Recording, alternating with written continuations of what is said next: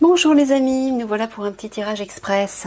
Alors, Mickaël m'a fait comprendre que pour les tirages express dorénavant, ce n'est plus lui qui m'accompagnera, mais simplement mon âme, ma présence divine.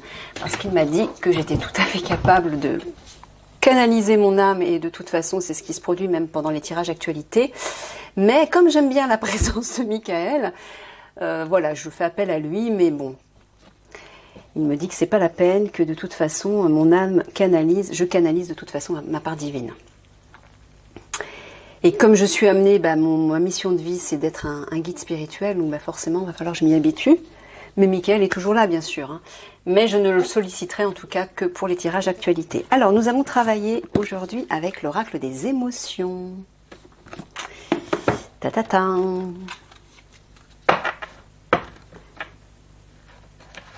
Je sais que pour certains, c'est difficile d'être à l'écoute de ces émotions, de ces sentiments et de les exprimer, parce qu'ils n'ont pas l'habitude d'écouter cette part d'eux-mêmes. Donc ça peut être un peu effrayant, un peu inquiétant, mais c'est aussi une réconciliation avec votre part féminine. C'est important de bien équilibrer la part masculine, la part yang et la part yin féminine pour trouver votre complétude à l'intérieur de vous. Donc ne fuyez pas vos émotions et vos sentiments.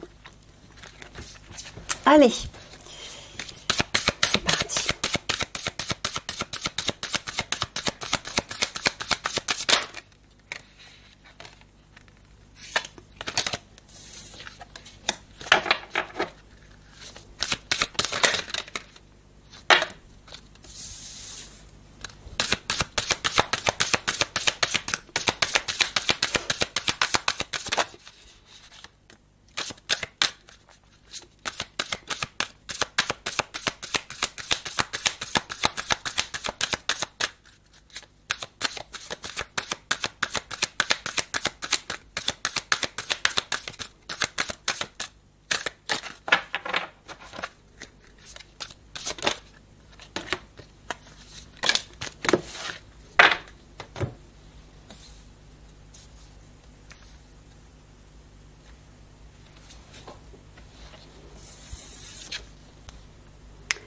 La bienveillance.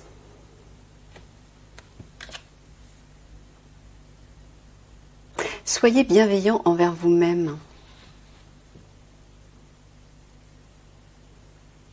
Apparemment, vous n'êtes pas assez doux envers vous-même. L'amour de soi, c'est primordial. Parce que pour pouvoir donner de l'amour aux autres, et pour pouvoir en recevoir, il faut d'abord s'en donner. Donc en commençant par développer cette bienveillance envers vous-même, cette bonté, cette compassion, cette compréhension aussi, soyez doux avec vous. Vous avez droit aux erreurs, vous n'êtes pas parfait. Donc ne vous jugez pas trop durement, mais ne vous jugez pas tout court non plus. Et puis, lorsque vous êtes avec les autres, comportez-vous aussi de cette façon. En étant bienveillant, non seulement vous permettez aux autres d'être face à leur propre colère, à leur propre peur, à tout ce qui n'est pas empreint de cette bienveillance, un peu comme un miroir, d'y faire face et de lâcher prise. Parce que si vous êtes dans la colère, par exemple, dans le conflit, vous allez provoquer encore plus de colère chez l'autre, encore plus de conflit, et ce sera l'escalade. Et vous n'aiderez personne dans cette histoire, ni l'autre ni vous-même. Donc apprenez cette bienveillance, toujours à partir du cœur. Faites les choses à partir du cœur. Quand vous êtes face à une personne, face à une situation un peu compliquée, un peu conflictuelle, posez-vous la question, qu'est-ce que mon cœur, qu'est-ce que mon âme ferait dans cette situation? Qu'est-ce qu'elle dirait? Le premier à réagir, c'est votre ego. Bien sûr. Eh bien, essayez de le faire taire et de laisser parler cet amour en vous. Et là, vous allez voir que les choses vont se présenter d'une manière complètement nouvelle et le résultat sera différent. Et sera bien meilleur. Et les deux parties seront aidées.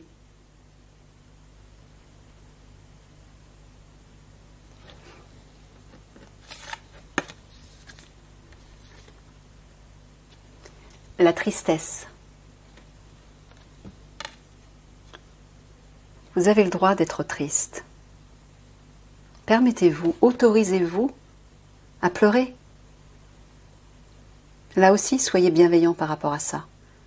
Ne jugez pas les émotions douloureuses qui ne demandent qu'à sortir de vous. Comment voulez-vous retrouver l'harmonie à l'intérieur de vous si vous ne vous permettez pas de libérer ce qui est douloureux? Les pleurs, c'est une libération. C'est le signal, le déclencheur du divin, de votre âme, qui s'exprime et qui permet de libérer tout ça. Comme une rivière, laissez couler. Ce n'est pas une faiblesse, ce n'est pas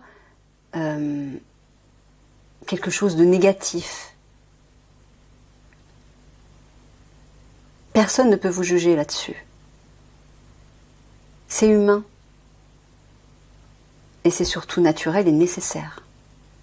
Parce que si vous n'exprimez pas vos émotions, à un moment donné, elles vont rester bloquées en vous et elles vont créer un problème de santé, un blocage psychologique qui peut s'aggraver. La tristesse est naturelle. Autorisez-vous à être triste, à avoir du chagrin, à pleurer, à l'exprimer de quelque manière. Parlez-en à une personne de confiance. Si vous en éprouvez le besoin, confiez-vous. Mais si vous préférez rester seul, allez marcher quelque part dans la nature, faites une introspection, parlez à Dieu, mais exprimez cette tristesse. Elle est légitime. C'est une grosse larme au bord de vos yeux qui a besoin de sortir. Laissez-la sortir. Vous vous sentirez plus léger ensuite. Et ça, c'est de l'amour de soi. De s'autoriser ceci. La solitude.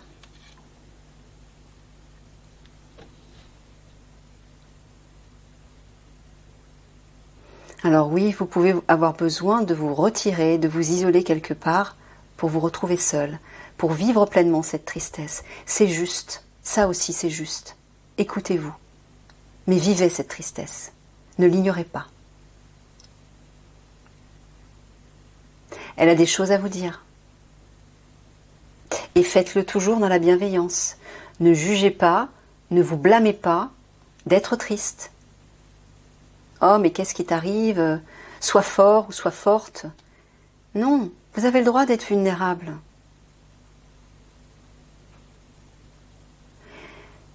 C'est justement en exprimant votre sensibilité, même face aux autres, que vous devenez quelqu'un de fort. La véritable force, elle est dans votre sensibilité, dans cette permission que vous vous donnez d'exprimer vos émotions. Accepter sa sensibilité, c'est reconnaître une force en soi aussi. Parce que si vous êtes un roc, que vous vous dites non, moi je ne pleure pas, je ne montre pas mes émotions, je suis fort ou je suis forte, mais le jour où vous allez tomber sur une situation ou une personne qui va vous déstabiliser au plus profond de vous-même, vous imaginez comment vous allez vous écrouler et la souffrance que vous allez ressentir, elle sera décuplée. Alors que si vous prenez l'habitude de vous familiariser avec vos émotions, elles deviendront des amis. Vous saurez les écouter, les comprendre et donc les exprimer librement sans aucune douleur. Ce sera naturel, ce sera fluide. Donc oui, passez du temps seul pour écouter cette tristesse en vous, afin d'aller vers cet amour de vous-même. Si vous êtes triste, c'est que votre cœur a subi quelque chose qui l'a profondément blessé. Mais il ne faut pas l'ignorer. Il faut aller au-delà de ça, mais au-devant de ça, c'est-à-dire y faire face, pour avoir une compréhension.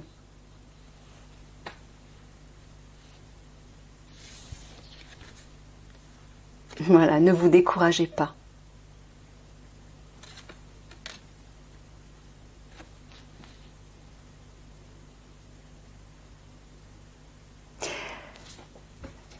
Pour atteindre un objectif ou pour guérir de quelque chose, c'est rarement en un claquement de doigts. Ça peut être possible, mais ça dépend de plein de choses. Ça dépend de votre facilité à travailler sur vous, ça dépend de votre niveau de conscience, ça dépend de votre facilité à intégrer des leçons de vie, de votre connexion au divin, ça dépend de pas mal de choses. Certaines personnes qui ont des compréhensions et une facilité d'introspection peuvent avancer très vite. Et d'autres non, c'est comme ça. Mais il ne faut pas se décourager. Il faut persister, mais le faire toujours dans l'amour, dans la bienveillance de soi-même. Parce que quand vous êtes enveloppé de cette énergie, elle est porteuse. Cette énergie-là, en vous enveloppant de ça, c'est comme si vous décolliez du labyrinthe qu'on voit ici pour survoler et aller directement à l'objectif. Vous ne serez plus obligé de passer par tous ces obstacles, toutes ces impasses, revenir sur vos pas, vous tromper, etc. Vous ne perdrez pas de temps et vous ne vous épuiserez pas. En restant enveloppé de cet amour, vous avancerez beaucoup plus vite et beaucoup plus facilement.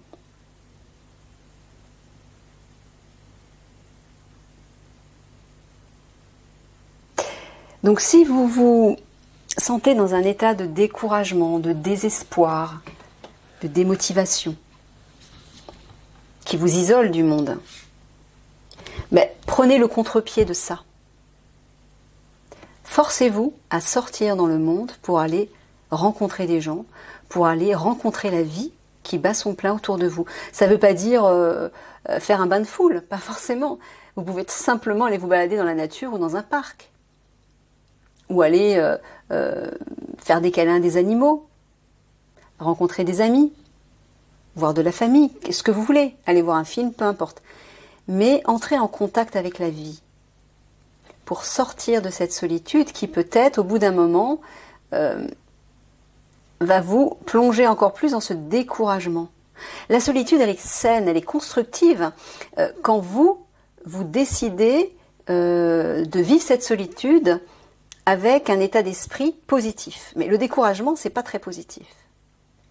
Donc si justement vous n'arrivez pas à retrouver le courage et la motivation, sortez, allez voir du monde, allez voir la vie, mais soyez au contact de ce qui est authentique, de ce qui est riche, de ce qui est beau, et qui va réélever un peu vos vibrations, et vous pousser vers cet amour. Et là, vous y verrez plus clair.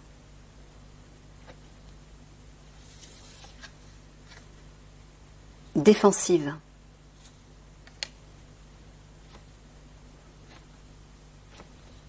De quoi vous protégez-vous? Pourquoi mettez-vous une barrière systématiquement dès que quelqu'un vous dit quelque chose qui ne résonne pas avec vous, qui ne résonne pas avec vos valeurs? Pourquoi vous sentez-vous attaqué?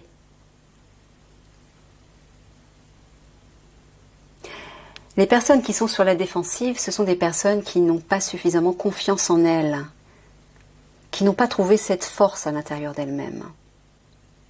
Quand on est fort, quand on se sent fort à l'intérieur, on n'a pas besoin d'attaquer les autres ou de se mettre une armure devant soi pour se protéger. On est capable de tenir droit, debout dans ses bottes, contre vents et marées, comme un pilier qui ne fléchira jamais, qui s'assouplira mais qui ne cassera pas. Ce personnage qui met ses mains bien visibles en avant et qu'on voit en flou en arrière-plan, oui, c'est une façon de se protéger, une façon de dire stop. Je ne suis pas d'accord avec ce que tu dis, ne va pas plus loin, n'avance pas, tais-toi, etc. Mais on peut laisser l'autre s'exprimer, on peut entendre ce que l'autre a à dire, même si on n'est pas en accord avec, tout en restant dans l'harmonie. sans être soit dans l'agressivité, soit sur la défensive. Retrouvez cette confiance à l'intérieur de vous qui vous permettra de vous sentir fort face à n'importe qui, face à n'importe quoi et face à n'importe quel discours qui ne résonne pas forcément avec vous. L'autre a le droit d'avoir une opinion qui diffère de la vôtre.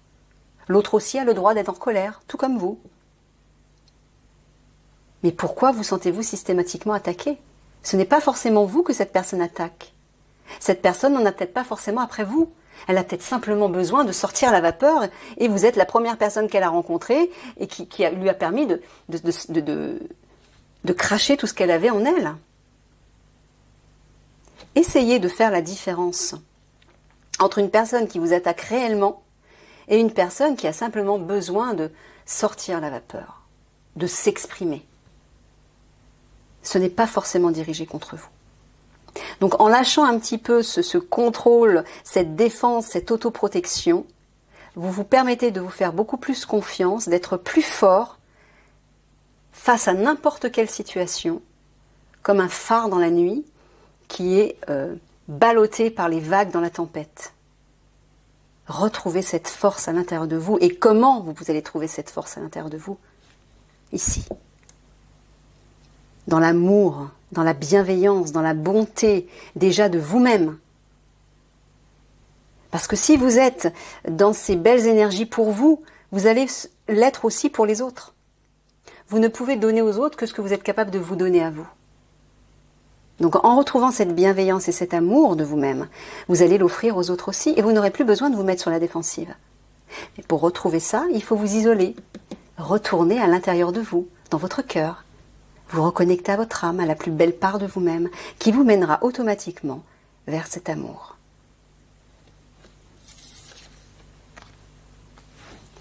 Le dégoût.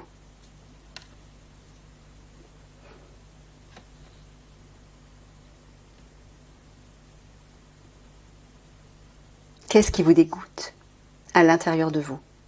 Quelle est la part de vous-même qui vous dégoûte? Parce que ce qui vous dégoûte en vous dégoûtera dans le monde. Tout ce que vous voyez à l'extérieur de vous est le miroir, le reflet de votre intérieur. Qu'est-ce qui est nauséabond dans ce monde qui vous affecte profondément et qui n'est que le reflet de quelque chose à l'intérieur de vous qui vous dégoûte aussi? Allez creuser dans ce marasme et nettoyer, libérer, purifier. De quelle façon? Toujours par l'amour.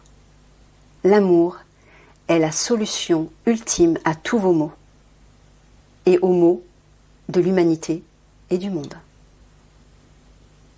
Vous pouvez tout guérir avec ça, en étant dans cette bienveillance.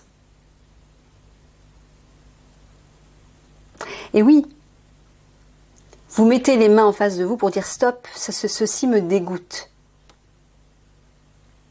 Tout ce que je vois dans ce monde me dégoûte. Stop, j'en veux pas, j'en veux plus, j'en peux plus. Et je suis découragée, je suis démotivée parce que j'ai l'impression que je m'en sors pas. Mais en revenant simplement à ça, tout va se décanter. Tout sera simple, fluide, facile. Revenez à ça, et là, la route va se dresser comme une ligne droite. Et là, vous allez abaisser votre armure. Et là, ce tas d'immondices va se transformer en un tas de fleurs qui vont être odorantes, douces, sucrées. Quelque chose de beau à observer. Ce que vous voyez dans le monde et qui vous affecte d'une façon positive ou d'une façon négative représente quelque chose à l'intérieur de vous qui porte cette même vibration. Si quelque chose à l'extérieur vous dégoûte, allez plonger à l'intérieur de vous. Et libérer, purifier, transformer. Soyez l'alchimiste de votre propre vie intérieure. Et c'est à ce prix que vous deviendrez le magicien qui transformera ce monde.